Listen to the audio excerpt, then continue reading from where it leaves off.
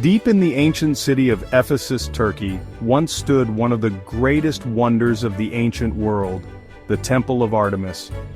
This temple was not just a building, it was a symbol of the city's wealth and power, attracting pilgrims from all over the ancient world.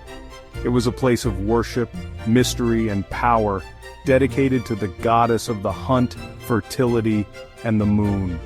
The temple was adorned with magnificent sculptures and intricate carvings that depicted various mythological scenes. The Temple of Artemis was rebuilt multiple times, with the most famous reconstruction occurring around 550 BC, funded by the wealthy Lydian king, Croesus. It was said to be 425 feet long and 225 feet wide, making it one of the largest temples of the ancient world. What happened to it? And why was it considered one of the greatest architectural achievements of its time? The answers lie in the stories of its construction, destruction, and eventual rediscovery. The temple was destroyed and rebuilt several times, with one of the most notable destructions occurring in 356 BC, when a man named Herostratus set it on fire to achieve eternal fame. Despite this, the temple was rebuilt even grander than before. And before we begin, don't forget to like, subscribe, and drop a comment on which ancient wonder fascinates you the most. Your engagement helps us bring more historical content to life.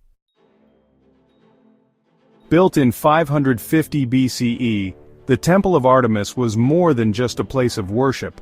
It was a masterpiece of ancient engineering.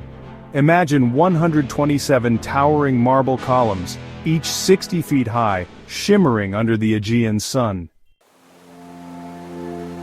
Artemis was the Greek goddess of the hunt, wilderness, and childbirth. But in Ephesus, she was worshipped as a mother goddess, symbolizing fertility and protection. Unlike other temples, this one wasn't just about religion. It was a hub of culture, art, and commerce. Pilgrims traveled from all over the ancient world to worship, trade, and admire its beauty. In 356 BCE, a man named Herostratus set fire to the temple, not out of hatred but simply because he wanted his name to be remembered forever. Ironically, despite laws banning his name from history, we still know about him today. His act of arson was meant to achieve eternal fame, and in a twisted way, it worked. The story of Herostratus serves as a reminder of the lengths some will go to be remembered. Though the temple was rebuilt, it was later destroyed by raiders in the 3rd century AD. As Christianity spread, pagan temples were abandoned, and eventually the once glorious Temple of Artemis faded into history. Sadly, only one lonely column stands where the temple once dominated the skyline.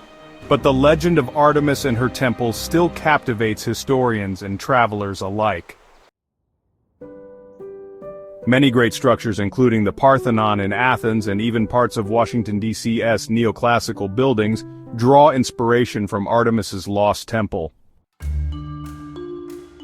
Fragments of the temple can be found in the British Museum in London and the Ephesus Archaeological Museum in Turkey, a glimpse into a lost wonder. And that's the story of the Temple of Artemis, one of the 7 wonders of the ancient world.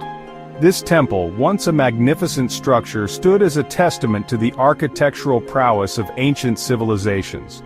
Though time has erased its grandeur, its legacy still inspires architects, historians, and explorers.